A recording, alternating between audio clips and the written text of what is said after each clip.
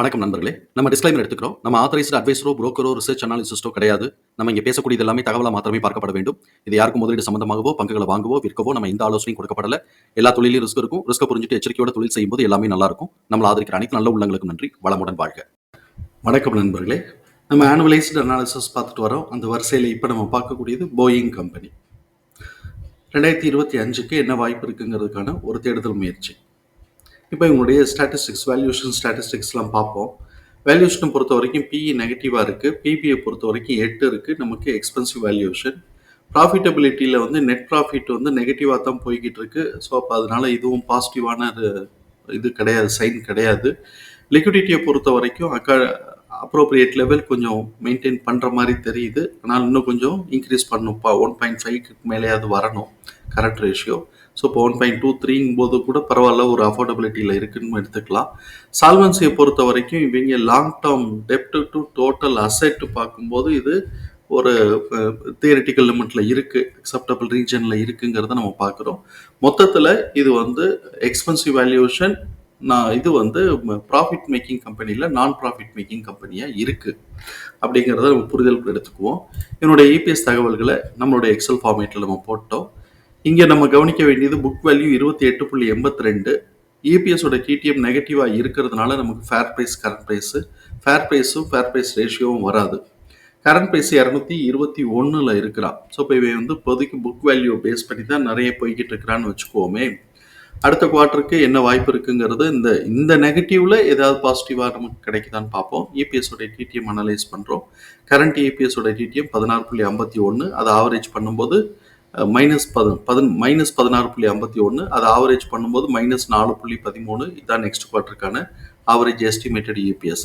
இது எக்ஸிட் ஆக போகிறத காட்டிலும் கூட இருக்குது. எக்ஸிட் ஆக போகிறது -9.97. ஸோ இப்போ அதை காட்டிலும் இது கூட தான் இருக்குது.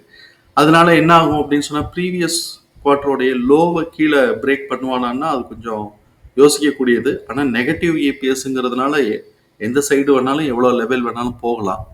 அதே சமயத்தில் இந்த சைடு நமக்கு வந்து பார்த்தோம்னா Q2 காட்டிலும் இது கூட இருக்கிறதுனால, அதாவது Q2 காட்டிலும் ஆவரேஜ் வந்து நமக்கு அப்பவும் நமக்கு வந்து ஆவரேஜ் வந்து கம்மியாக இருக்குது. ஆவரேஜ் கம்மியாக இருக்கிறதுனால ப்ரீவியஸ் ஹைட்டை உடைப்பானா அப்படிங்கிறது இபிஎஸ்ஸை பேஸ் பண்ணி ரேஞ்சு வந்து இப்படி இருக்கும். ஆனால் புக் வேல்யூ பேஸ் பண்ணி அவன் வாட்டி ஏற்றிக்கிட்டே போகலாம்.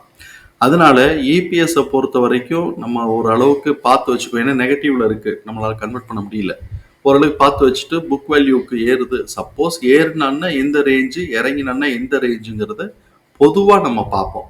இப்படி பார்க்கும்போது இதோடைய சார்ட்டில் வந்து நம்ம இதோடைய ரேஞ்சஸை மார்க் பண்ணியிருக்கிறோம்.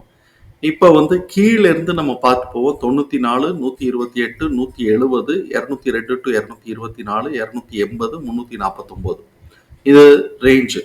இவன் என்ன பண்ணியிருந்திருக்கிறான், இப்போ ஏப்ரல் மாதத்துல இருந்து 2025 இருந்து 128 சப்போர்ட் எடுத்தவன் 170 பிரேக் பண்ணி 202 டு 224 லெவலுக்கு வரைக்கும் போயிருக்கிறான்.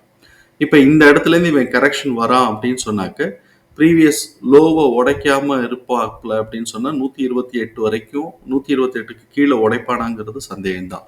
அப்போ அவன் என்ன பண்ணலாம் அப்படின்னு சொன்னாக்க 170 இல்லாட்டி 128 இந்த ரேஞ்சுக்குள்ள சுத்திக்கிட்டே இருக்கலாம். இல்லை நான் வந்து ஏற்றுறோம் அப்படின்னு சொல்லிட்டு இவங்களுக்கு பிஸ்னஸ் க்ரோத்துக்கான ஆப்பர்ச்சுனிட்டி இருக்குது. நமக்கு இங்கே மேத்தமெட்டிக்கலாக கிடைக்கல.